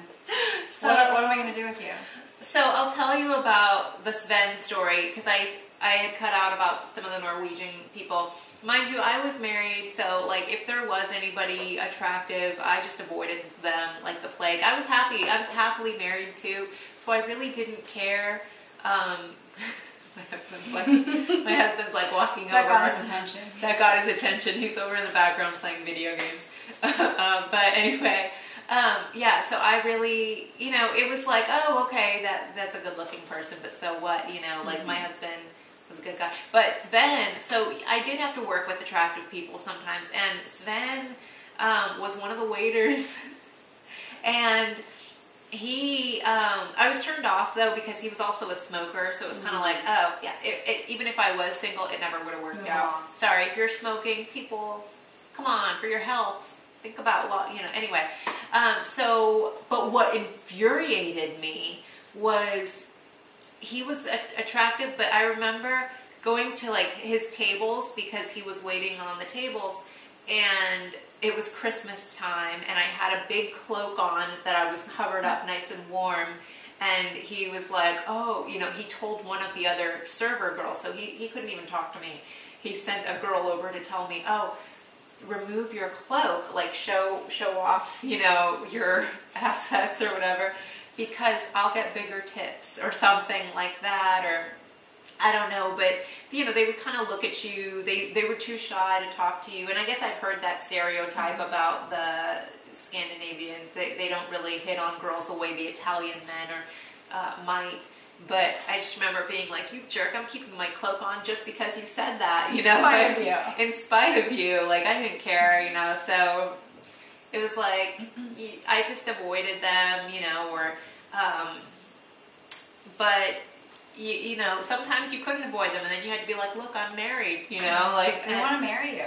I guess because the fantasy could, you know, like, or I remember some of the Aladdins telling me, oh, this happened a few times. You got married way too young. You got married way too young, and it was like, well, okay. So what if I was single? What would we be dating? Like, what's the story here? Why do you care how young I am? That I got, you know, why should I be single for you? You know, like awkward. So I'm trying to think what other stories. How did that? No, that's what Sean Craig wanted to know. He was probably thinking the Sven story was a lot juicier, but that's the story. Yeah, so I'm not gonna... Yeah. They didn't... I was like Jasmine. You know how Jasmine was all fiery, like, I don't... You know, what is... I am not a prize to be won, you know, so I was very much like that, too, you know. You could have said that direct quote to Sven. Like, I should have said that. You should have saw that. Would have been such a magic moment. I am not a prize. So maybe I think that might have been something they looked for in Jasmine's too, like or just princesses in general, that you kind of embodied that character a little bit. Yes. I was told I was sassy, like my personality, and I don't know if that's true, but okay. Next question. This is from Madeline J. Harris. I want to be a Disney princess so bad. Okay, so was there any really embarrassing things people have asked you? No, I don't have anything. No, nothing embarrassing. Nothing embarrassing. No. I can't imagine what would be. No. No. Well, somebody said something, they were like I would get teenagers that would be like, I'm so embarrassed to be up here getting a signature from you. And then I think I did feel a little embarrassed because I was like, wow, you're a teenager and you're too cool to be standing next to me. And yet I'm the 20-something-year-old dressed up like the character. So then I started thinking, should I be embarrassed of myself? You know, like, should I be embarrassed that I have this job? You know? Right. Aw. So teenagers, don't be ashamed to go meet Disney. the princesses. Yes, Then, we love it. Yeah, we love you all. We're older than you dressed up, you know? Like, and I'm trying to be 12, and I'm, so, we're trying to look like we're your age. Exactly. Oh, and how old do you have to be a Disney princess? We have to be 18. 18 or older. Mm-hmm. I watched another confession video of another Disney employee. He said that the face and fur characters got treated differently than other staff members. Do you know if that's true? Mm-hmm. Well, if you watch the other sections in our video so far, we did kind of talk about it. There is some, sense of a hierarchy among the face characters, and we mentioned about having the beverages and the break rooms. And if you watch the first confessions video when I talked about when I went into lunch as a fur character, I didn't know a lot of people and I sat by myself, but then the next day I'm Snow White and everyone wants to sit by me. So, and again, we talked about if other cast members you have an experience with that normally don't see you as, that aren't in entertainment, are very excited to see you where they might not necessarily be that excited if you were in fur. But I think that they were meaning just entertainment people in general getting treated better than other staff members.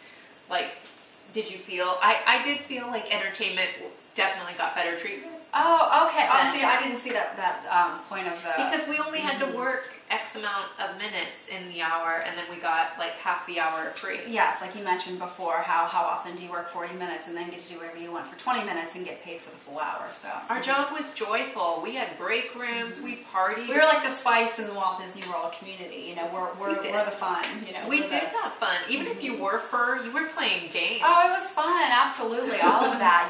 It's the word entertainment itself, we're the ones who are bringing the party, so we're fun. We were party starters. We wanted to party with the guests. If you were Winnie the Pooh, you were gonna bring that Winnie. Bring that Winnie. With your honey pot. Yeah, love it. Did you have to learn about the Disney park in general, just in case people asked you for directions? If so, was it hard to memorize this? I went to Audition in a few weeks, and I was feeling extremely inspired by your first confessions videos. Thank you so much. Well, thank you for being inspired. You do, when you become a Disney employee, no matter what you're doing, you go through something called traditions, and that every Disney employee had to do that. Even working at the third party, Nikki Bryan Spa, which we both worked at, you still had to go through traditions since you were on Disney property, and that gives you the background on Walt Disney himself, the park, and all of that. So we did know that, so you were pretty informed about all of that. But as far as knowing, okay, if a guest came up, because I did have guests come up to me sometimes when I was Princess Jasmine, and they were like, do you know what time the Belle's show is and where the bathrooms are, because we need to, and it was I honestly didn't know those questions because we weren't trained to know where the nearest restroom is. Right. So we would direct that person to a greeter. Exactly. And sometimes I felt like people would just go out of their way. They didn't want to ask the greeter, or they didn't want to ask just any old cast member. They wanted Cinderella to tell them where the bathroom was and what time all the shows were and the fireworks. Where the best place to eat dinner is. Where the best place, and it was like, sir, you should, why are you asking Cinderella this? We're here for the kids. We're not here to plan your trip or tell you where the restrooms are or what the best... Yeah, so you do learn all that information about the background and everything, but as far as that stuff, that's what I was going to say, is that I would direct, oh, my friend might know, and tell and they were always so disappointed when you would show them to the person that asked. Disney Point. Yeah, the Disney Point. They were always like, you're not going to tell me, Jasmine? Come on, I asked you. I didn't ask that person. But it was like, really, sir? Yeah, really. Just ask me something about Agrabah. I'll answer Agrabah questions, but bathroom? Do we have bathrooms in Agrabah? I would have told you. Yeah. Yeah. More pictures of both of you as fur characters, or as the characters. I think that would be nice to see, and I think we covered that in the beginning. Can you describe the first few years on the job and how it's changed from when you first started to when it ended? For me, I don't have much insight on that. It was only 2 years, so it was pretty much the same. For me, the first few years on the job, how did it change? They were so gradual, such little changes that I didn't really, maybe the place where I used to do the makeup, all of a sudden we got a new makeup room. Yeah, like stuff like that. Like they improved things, improved their system, but nothing noteworthy. Yeah, maybe some things went paperless backstage, so instead of writing out your shift change forms, you went online to do it, things like that. But not really major. Yeah, nothing major. Yeah. If you don't leave on your own volition, how do they let you go? Were you or anyone else ever told, "We are very sorry, but your look isn't right anymore," aka "You're too old and we have to let you go"? For me, I guess, because she did leave on her own volition. I left on my own too at first, but I did go back eventually and thought, well, maybe I will try to do Jasmine again. But at that point, I had gained weight, even though I still had a good figure, and I was older. I wasn't, and I think they were just kind of like, we have 19-year-olds doing this. You're in your upper 20s. And you're not full time for us, so it's not a good fit. But I'm glad that Disney did reject me, because that's what pushed me to go audition for local commercials and things. So I got to do some cool things. I got to actually be in a Disney commercial, even though you probably won't see me. It was like really fast, or, stupid things like that. But I'd always wanted to do TV, and it kind of pushed me to really try it. So that was cool. Yeah. Next question. What happened when you had that time of the month?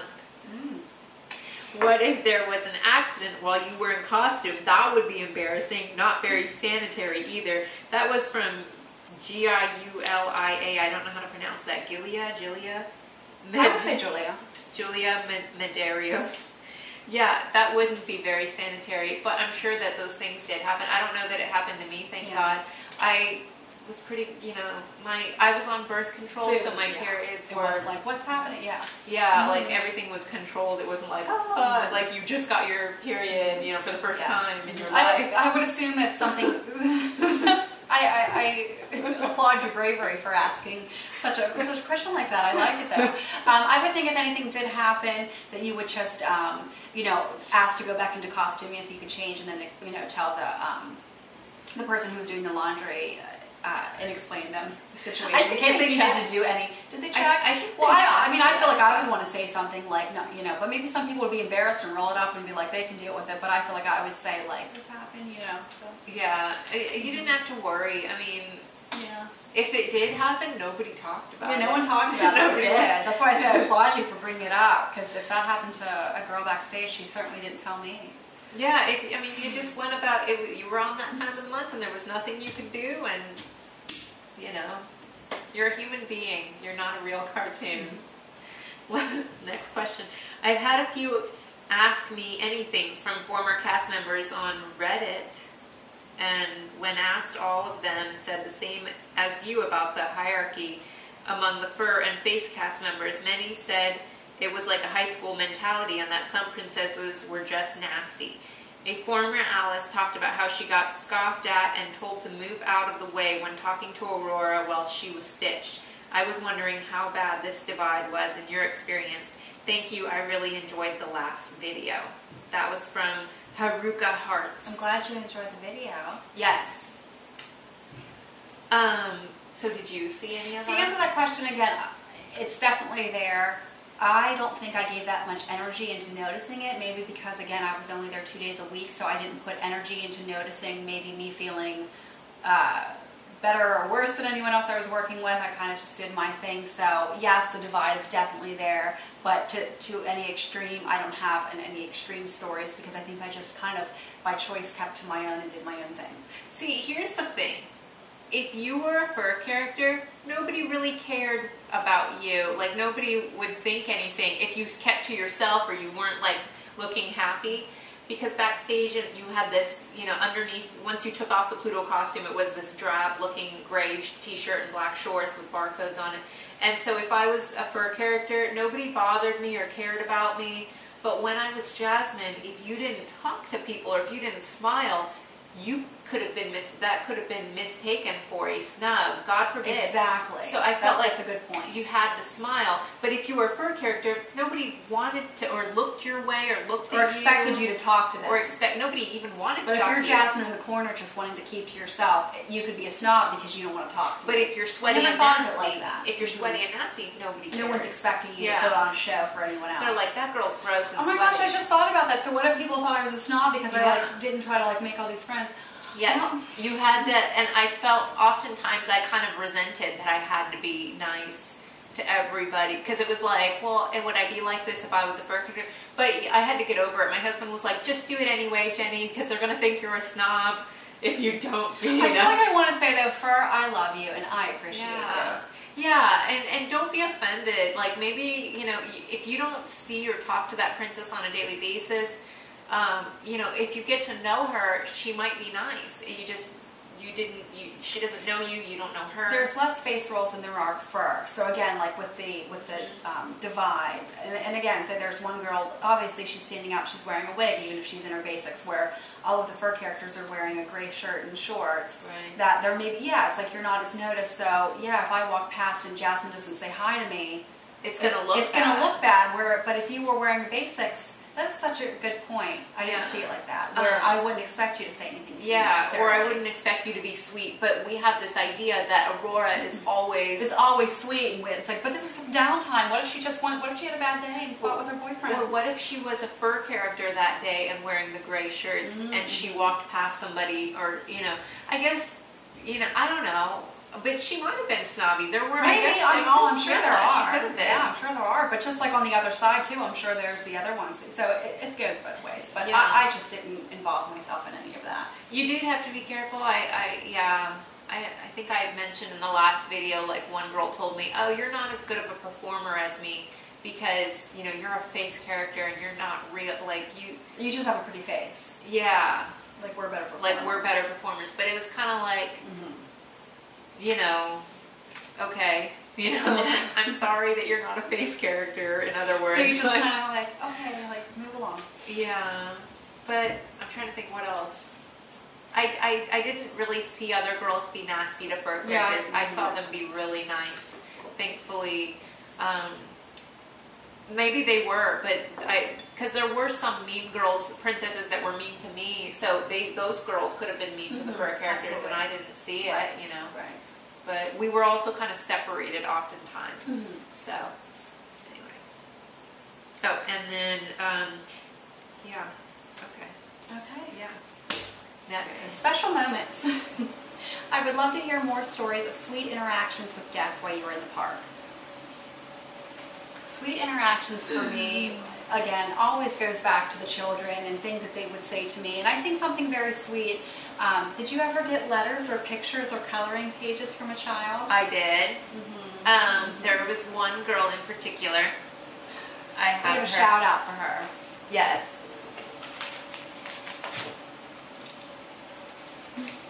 She wrote the princess's name, Jasmine, my name. I wish it was my daughter, Ariana Jasmine, will actually be Jasmine. She drew a picture. Pictures, coloring pages. I did this for you. These are like some things I kept. Like girls would always give me the colorings. Write a note on it. Jasmine, tell Aladdin that I love him too. I can't wait to see you. Love, Holly Smith from Pittsburgh, Pennsylvania. Holly Smith from Pittsburgh, Pennsylvania. Shout out. Then there was another little girl, Stephanie Behringer from Pittsburgh, Pennsylvania. These Pittsburgh girls love Jasmine. I love it. She wrote, "Dear Jasmine, you used to be my best friend's favorite princess. I like your movie a lot. Me and my friend pretend like we are like we have a magic carpet. Love, Stephanie." So I think those things are so sweet that they took the time to do that and to give it to you, and they're so excited to give it to you. Those special little moments are so great. Yeah, they would send pictures. I won't show her face or anything, but wherever you are, Stephanie and Holly, shout out. Love you. So, another sweet moment that I can think of, I saw a lot of adoptions at Disney. One family in particular that I will never forget, it was, you know, we live in America and we are mostly a white race people, you know, and there was a family, it was a mom and a dad and a brother who must have been like 4th, 5th grade age range, and then he had like 2 twin sisters that were toddlers. They were adopted, they were black, and you know, and mind you, this is in the early 2000s, 2005, 2006, so it's like mid-2000s, mid to late 2000s. So I'm not used to seeing that in a family, you know, so I saw that and I was kind of like, huh, but this little boy, he was like the big brother, and he got up as soon as I got to the table, he got his twin sisters ready, he fluffed their dresses, and he presented them to me like he might as well have been their parents. Their parents were just sitting back, kicking back, like with their camera, like, we're ready whenever you get those girls ready. And he was so proud of his sisters, and I was just like, wow. The love in that family. The love, and you're a good brother. Those parents didn't lift a finger. He got them ready. So to me, that was like a sweet, like I was always kind of in awe of families. Yeah. Sometimes, because some of them really like, especially when they had like a handicapped child or something, like I was like, wow, my hat is off to you. How do you do it? One thing that I wish I would have paid more attention to, now being a mom and watching my child interact with these characters, it's the most amazing feeling. Again, when my sister and I were, both my sisters, we were watching our children today interact with these characters, and the joy in their face, like we were just bawling, we were crying. I mean, it was just unbelievable. We had the best day because they had the best day.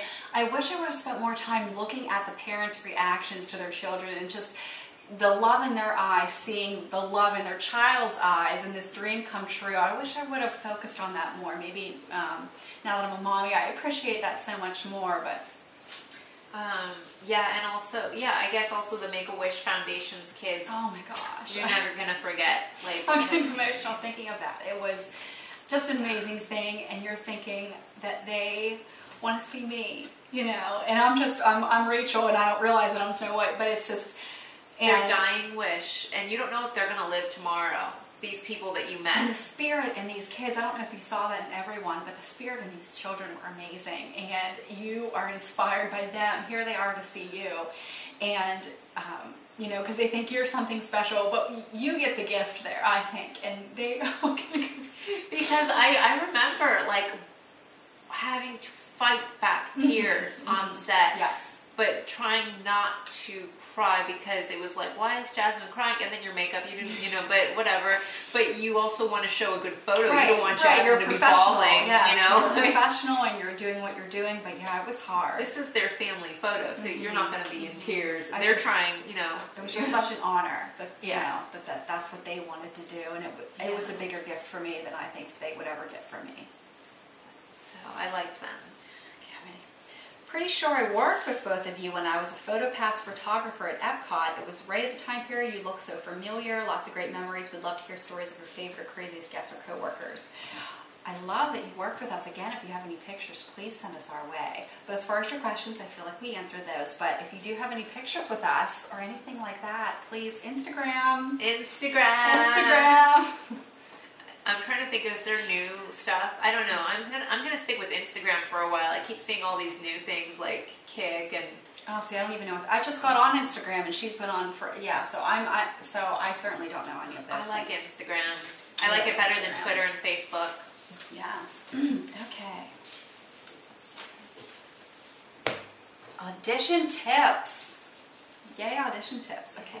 Hey Jennifer, I was wondering if you guys could talk a little bit more about the Disney College program because I'm a little confused by it. It said on the website that it doesn't matter what your major is, but I want to major in animal science and interested in being a face character. Can you be a face character? Can you even be a character in the DCP? How would you orchestrate that if they choose the jobs for you in the park? My little sister just applied for the Disney College program. Shout out to her, follow her on Twitter at SoLongLivy. She tweets about all of that stuff and going through that process. And she told me that when you apply to be in the Disney College program, you put face character or character performer as high interest, and then you go to an audition. They have them all around, even near your location, and the casting directors kind of have your name on the side to keep a lookout for you. So say I'm Rachel Henkel and I'm trying out, and they're like, we love her. So then if you get approved to be a part of the DCP, then that's how you do it. So you do have to audition before you are accepted into the DCP, as if that's what you want to do. So that's how that works. And I did know a lot of princesses for college program, and they got worked a lot of hours because they just did. I won't go into detail. Disney likes DCP. Let's just put it that way. After auditioning, in the email, did it say if you were a face character and which one you were, or did it just say character performer? Okay, after auditioning in the email, I don't know what you mean by in the email. There was no emailing at the audition. I knew right away. Yeah. They tell you, I don't know, unless that's something new. Maybe it's something new. Maybe it's something new, yes. Did it say you were a face character? No, they told you at the audition you were, they don't waste time is what we said. They don't waste time. So yes, and you know, they put me in Snow White, they put her in Jasmine, so we knew that's what we were going to be. There are a lot of princesses who are multi-performers. You know, there's Belle, Snow Whites, and you can be more than one character. Obviously, she was Snow White and Jasmine. But then, I'm sorry, I was Pocahontas and Jasmine. But whoever they put you in the, and you do your reading and all of that, that's obviously who you're going to be chosen for. But yes, we were told on the spot, so maybe the email thing is new, but I would assume they would tell you so you know what you're getting into. Yeah. Okay, is it hard to get the Disney princess you want or just a Disney princess? Because when I'm 19 or 20, I'm going to audition for a Disney princess, hopefully either getting Snow White or Belle, but I really do not care which one.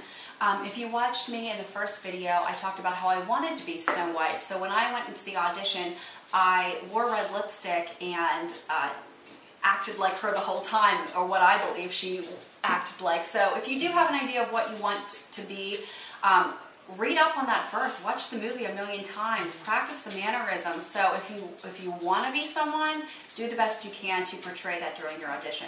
Like, I had realistic expectations. Yeah, my favorite princess, who I thought was the most gorgeous, was Princess Aurora, Sleeping Beauty. But look at me. Look at my dark hair. Look at my dark eyebrows. I don't look like Aurora. I look more like, or when I'm, I was thinner and younger, but I look more like Princess Jasmine. And so I went in with realistic expectations that I'm auditioning for Jasmine. So when they chose me for Jasmine, it was not a surprise. Now, one time I was Pocahontas and some Hispanic girl came up to me in the line and was like, oh, I just got hired to be Cinderella. And I was like, I kept smiling like, oh, that's great, good for you, next, because I knew she was lying to me, because I know how strict casting is. Why would you say that to me? Like, that girl was crazy. Like, sorry, no offense, but you don't say things like that. Come on, you're Hispanic, be realistic. I know we all love Cinderella, but if you have an accent and you have dark features, you're not going to be cast as Cinderella, because think about it, the guests are going to be upset if, you don't look like Cinderella, and they're paying money to see Cinderella. Right. Absolutely. So, I'm sorry. So, and there were a lot of, I know that I've gotten messages about girls who want to be a princess that they don't look like them. I want to say too, like, that was a very specific, she said she wanted to be Belle, or I'm sorry, what did she say she wanted to be? Snow White or Belle. So when you have a dream like that, I want to say, even if you don't get cast that, and say you just got cast a fur character, please hold on to that, because you could be in a fur character and re-auditioned again to be in face, but then you have all that experience already being a fur cast member. So, please say yes to that. Or if you or they say they want you to be in some kind of a parade or something like that where you're a dancer, but I wanted to be Belle.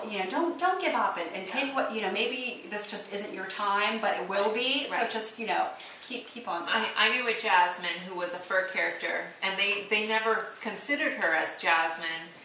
And for like a long time, she was a fur character, and she did have the Jasmine look. It's just it took them a little bit of time to see it. Mm-hmm. So eventually she got past it, and I gave her a lot of my shifts during those. Remember I said Disney worked me 60 hours a week? Yes. She was taking some of those. I was like, please, thank you. Help me. She was happy. Yes, I'll take them. Hi, I'm planning to audition in a couple of weeks at Disneyland in California. I'm 5'6" and a size 6 in dress and a size 7 in jeans. Everyone tells me I look like Princess Jasmine or Pocahontas, so I would be happy with either part. However, most of the princesses I have seen at Disneyland have fair skin, and I am full Mexican, so I have a darker skin. Would that be a problem? Also, I have a small scar on my stomach from when I was little. It's not too noticeable, but will that be a problem too? If it's not too noticeable, I don't think it'll Especially be a problem. if it's not too noticeable to you, no one probably at all will notice it. There's Dermablend makeup. It's pretty good for covering like scars, tattoos. Yeah. As far as your darker skin, that's a good question. How dark are you? Because there's, with Hispanics, I have people in my family that are as fair as Rachel, all the way to like really, really dark. And so there is probably a cutoff point of darkness. Audition, that's the only way you're going to know. That's the only way. And like if you watched earlier, we said if the current group of Jasmine's, Pocahontases have a darker skin tone, that's a greater chance for you. But maybe that there's a group of girls right now where they have a lighter skin tone. So maybe you look more like Jasmine and Pocahontas than these girls, but because they kind of want to keep that the consistency. So Pocahontas, they'll probably be more lenient if you have a darker skin. Right. Yeah, and especially the Mexican look, you can really play that Pocahontas. Okay. I know it's a bit of a vague question, but what are the Disney casting directors looking for? Was there a certain look at every person you saw working as a face character, as a face shape, body type, nose? Also, do the characters wear contacts if they have the wrong eye color? You have to be approved to wear a different eye color. I will say that. This is a special topic to me about what they're looking for. Again, I think you could walk in there with this perfect makeup, you're so prepared, and I'm certainly all about being prepared, don't get me wrong, but I think it's so much more about the essence of who you are and the energy you're giving off and the excitement that you bring to the table. And if you look at these princesses throughout the movie, you're not looking at necessarily which ones has this feature, that it's the energy they bring and the sweetness and the character and who they are is what we all fall in love with. And I think that's what they're looking for in you. And I think if you bring that to the table, they respond to that. Do you think so too? Yeah, definitely. I agree. Can you please repeat the question? She was just saying, like, what do you think, what is the Disney casting directors really looking for? Yeah. What are they really looking for? You nailed it. Yeah. Sorry. Maybe my short-term memory. I'm pregnant. That's my excuse. Pregnancy brain. Next question. And for people that just moved down there for the job for a short period of time, where can they live and do they make enough to live there? Yes, you can make enough to live there. You might have to have a roommate. Where can they live? Oh, they have apartments all over the Disney area and for lower income housing. I came to Orlando by myself, everything that could fit in my car with $100 to my name, and in 1 week I had a job and a place to live. So you can make it happen.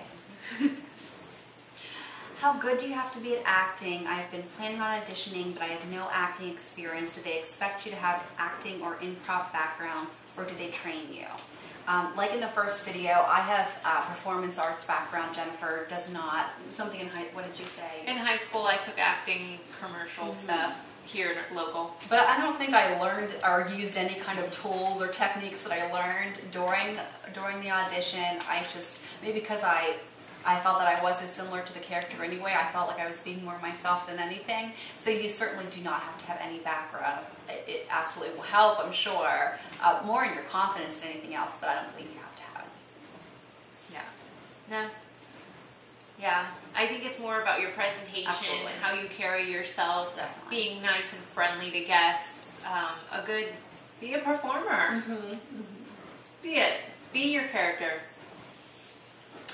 I was also wondering if I have freckles and I'm auditioning, should I cover them up for the audition or just leave them so that people can see that I have them?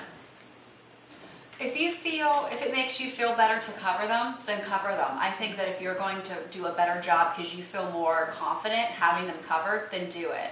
I think that if you didn't, again, it's freckles, so in their mind, it's not going to make or break whether you would get the part or not, because it's freckles, we can cover that. So whatever makes you feel better. In November 2006, we met Jasmine, yay, at the Princess Breakfast in Epcot. My daughter was just 4 years old. I still have a video of she and you in your costume. You look great in it, as you do in your videos as well. She is thinking of doing what you do, and we need some good info on how to contact Disney for auditions, where the buildings are, how to get there, etc. Thank you so much for posting these videos and sharing your life with little princesses in the world. Oh, what a sweet comment. So how do you do the process? Disney Jobline is who I called. I lived in Orlando. I didn't know any of that stuff. 407-828-1000 was how the commercial went, I think. So I called them and set up scheduled an interview. They gave me directions to where the casting office was, and it's over by downtown Disney. They'll tell you where to go. Start, and they'll help you from there. It's complicated if you don't live by Disney. If you don't know your way around the roads, just wait for them to give you maps and directions. They'll tell you everything. Good job. Also, everyone tells me, be outgoing, smile, have fun. Of course I'll do that, but what else is there? I mean, what kind of energy do the judges have? What kind of energy are they looking for? Are they looking for all smiles and going crazy? Or outgoing, crazy, all smiles, sweet and calm kind of outgoing? While working at parks, what were the little breaks like? Did you ever do any parades? Was there cast members particularly mean to you that you saw? Okay, the beginning, be outgoing, smile, have fun. Of course I'll do that, but what else? I mean, I think as far as the audition goes, the bigger the better, the more energy, because you have to think, if you're in there with all these people, what is going to make me stand out? So I would lead to more, not what you want to call crazy, but more extreme energy than being held back. So do whatever you think you should do, and then leave in a little bit more. yes. Go for it. Even a little bit more. Even if you're a little out of your comfort zone, you think it's a little bit too much, I promise it's better to be too much energy than not enough or lacking anything. Yes, I agree. And as far as like what kind of energies do the judges have, they're happy. I remember seeing them wanting to find. They want you to do well. Right. They're looking for you. It's not Simon Cowell. We're not looking. No one's looking to tell you what you're doing wrong. Right. They want you to do well. Yeah. And then while working at the parks, what were the breaks like? I loved the breaks. I loved them. You get tired. I liked the breaks. They were necessary. I got drinks. I went to the bathroom. I had fun chatting it up with the Aladdin. Oh, like we used to watch SNL or like there's a TV. You would break. So the breaks were fun. They were very necessary. They recharged your batteries. We watched Disney movies. Yeah. Did I ever do any parades? Yes, I did. I'm looking for a photo to include in this video. I don't know if I have one. Was there any cast member particularly mean to me? Yes, there was a girl who was mean to me. Because I didn't typically work at Hollywood Studios, and you had to be like a really good dancer to work there when I did. So they were like, who's this non-dancer? And, you know, like, who do you think you are? And so I remember that. But what are you going to do? Yeah. The Aladdin was nice to me because he knew me, and he was like, ignore, you know.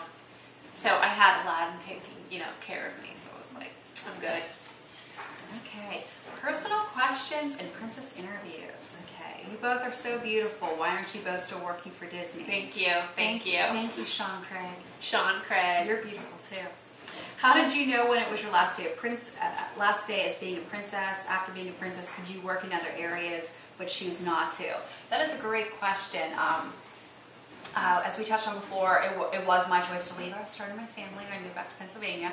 But a lot of people who used to be in entertainment or now work in other areas of Disney, so you absolutely can. When we both worked at the spa and as the character performers, but the spa was owned by a separate company, so even though it was both on Disney, it was like two different companies. So, but yes, absolutely, you can say I'm done with entertainment. You could be promoted to another area, but absolutely, yes. Yeah, people went into management. Like I know one girl who's now a character manager. Yes. I know a guy now, one of the Aladdins I used to work with all the time is writing on the E! Entertainment News channel. He was writing stuff for Joan Rivers recently for the cool. red carpet. Very Yeah. cool. So some jokes for her. So, you know, as far as but moving up in Disney, you can go anywhere in Absolutely. Disney. Yeah. After you were a Disney princess or whatever character someone was at Walt Disney World, can you still work at Disney but not as a character? Yes. Totally. Yes. Yes. Yes. Yes. One guy went into guest relations. A lot of people move, or even if you start somewhere else, you can go into entertainment then. You can go, a huge company, you can find what works best for you. You can work up, go somewhere else, find your fit. Yeah. And by the way, in 2005, I was 5 years old. I went to Walt Disney World and met the Disney princesses and met Jasmine. Were you the Jasmine that I saw? Isn't that awesome? The idea is awesome. This is by Catherine Pakes. I don't know if it was you or not. I'm sorry. There were so many people. I believe it was. I like to think it was. I like to think it was Catherine. I think that is awesome. Yes. So. Well, speaking of meeting Princess Jasmine, I'm going to meet Princess Jasmine right now. So this is just a little role play we're going to do about common questions or just what it's like to do a meet and greet. So, Princess Jasmine, I'm so excited to see you today. It's an honor to meet you. Oh, give me Yay! a hug. Oh, I would love to hug you. You look beautiful. Where did you buy your outfit? Oh, I got this in the marketplace. Aladdin, he found me this jewel. I love Aladdin. So, speaking of Aladdin, where is he today? Oh, Aladdin, well, he's running after Abu. Abu got into trouble again. And Raja was there. It was a mess. He's always doing that. Are you and Aladdin married? Yes, we got married in part 3. Did you see it? You know what? I can't remember. I don't think I did. I felt so embarrassed telling you that, Jasmine. Oh, but don't how worry. come you don't wear a ring then? Oh, in Agrabah, we don't have rings. Oh, okay. Well, it was so nice to meet you. Thank you for your time today, Jasmine. It was a pleasure meeting you. Bye. Bye. Now, usually the guests wouldn't be like running off. Usually they would have stayed longer. And right. I don't think I went into did as good as I could have because I said something about Raja, and it's like, what does Raja have to do with any of Abu's shenanigans? You know, so this is judging my performance. You know how. I guess a manager might. I don't think I would have said that. Mind you, I'm out of practice. I'm sorry I haven't rehearsed. I'm a bridesmaid. I'm the maid of honor in my sister-in-law's wedding. I've got baby shower stuff going on. So I'm sorry I was not able to rehearse more in depth. I thought she was perfect. Thank you, Bloopers. Rachel. You rock. But also, usually the guest always lingered and waited for you to send them away. They didn't ever be like, okay, bye, let me leave you. Did they? Well, did you? yeah, I would wrap it up if they weren't. I mean, I would make sure that where it wasn't awkward, where it just push them away. But it would. Well, it was so nice to meet you today. Come see me again soon. Hint, hint. Goodbye. Which is the kind of the closing, but not sounding like, could you please leave? We had a name for that. We called it Love and Shove. So when we needed the line to move faster, you would love them and shove them. Love, shove. It's like the hug and roll on Friends. Did you watch that show? Anyway. Oh, okay. So I'm going to come as a character meeting Snow White. Snow White, oh my goodness, you were the first Disney princess. I love your dress. Oh my, why thank you. It's so nice to meet new friends. Where's your prince? Oh, my prince, he must be at the castle today, but I'm sure to meet up with him later. What's his name again? The prince, of course. Oh, oh wow, he only has one name. Oh, he's the prince, of course. So why did you take that apple from that lady? Oh my, she tricked me. But she was weird. Didn't you get the idea that she wasn't exactly the best woman? I mean, the way she was dressed and... Well, I love to make new friends. She tricked me. You're such a good person, Snow White. Oh my, well thank you. So where are all the 7 dwarfs? They're at the diamond mine today. And which 7 dwarf is your favorite? Well, I love them all, but I do have a special place for my Dopey. Dopey? But he's so dopey. And I've certainly learned, I have a special place in my heart for Grumpy. He sure does love those gooseberry pies. Oh, what's the recipe for gooseberry pie? Oh, I'll have to send it to you. Okay, let me write down my address. And then I wonder if Guest really said that to her. I don't know. I'll wrap it up there. See, that was pretty good. Look at her. It's always there. Do you know, can I be honest with you? For me, I felt like, because I always had an Aladdin with me, and I felt like he always took over. Took the lead. Yeah, he took the lead, because I think that they did kind of feel like Aladdin, the name of the movie is Aladdin. Like you're more of his accessory, like you're with him. Yeah, I definitely felt like that, so I felt like they had better skills than I did. You were just there, more be an accessory to him. An accessory to him. The girls wanted to see me, but at the same time, he was like, it's all about me still, don't forget, so, which was fine by me. We played off each other, so. Let's wrap up. Yeah. Confessions Part 2. So anything else you want to add, Jennifer? Well, I just want to say thank you to all of you for watching again. Actually, there is one thing that I was, so my friend Rachel here, she has not met her Prince Charming. Stop. Let's not press our own personal agendas, Jennifer. But if you are like 30 to 35 years old, if you have a faith in God, if you are ready to be a father, I would like you to message me on YouTube, and I will screen you to see if you are good enough Are you going to for my screen? Rachel. Okay. Because I would Are you like my to matchmaker? Yes, I want to Okay. see her happily ever after. He's there. So, he's out there, I know.